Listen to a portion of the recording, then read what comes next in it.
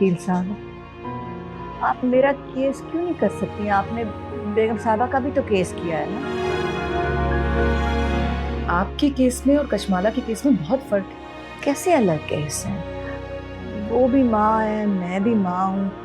वो भी अपने बच्चे से मिलने का हक मांग रही है, तो मैं भी ये चाहती हूँ कि मेरा बच्चा मुझसे मिले बस। फर्क ये है कि उसका हस्बैंड उसको बच्चे से नहीं मिलने दे रहा और आपका बेटा खुद अपनी मर्जी से आपसे नहीं मिल रहा। उसकी मर्जी? तो मेरी मर्जी आप नहीं सुनेंगी? मैं भी तो माँ हूँ ना।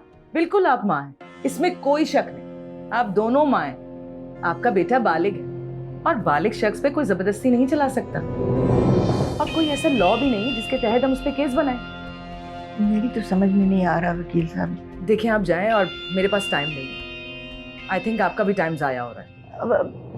बात सुनिए, मेरे पास पैसे हैं, आप ये ना समझे कि मैं आपको पैसे नहीं दे सकती। मैं पैसे भी दे सकती हूँ इस केस के।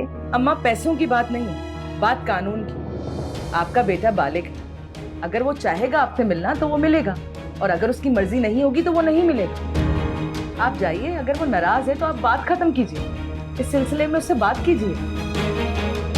और वैसे भी मैं दुआ गूंगी कि अल्लाह आपके लिए आसानी पैदा करे। अगर आप कोई मदद नहीं कर सकती ना, तो फिर ये इतनी बड़ी कचहरियां क्यों खोल के रखी हैं? बंद करें सब कुछ। एक्सक्यूज मी अम्मा, आपको मेरी बात समझ में नहीं आ रही? मैंने कहा कि कशमाला को मैं बोल दूंगी, वो आपको खुद समझा देगी। चुप।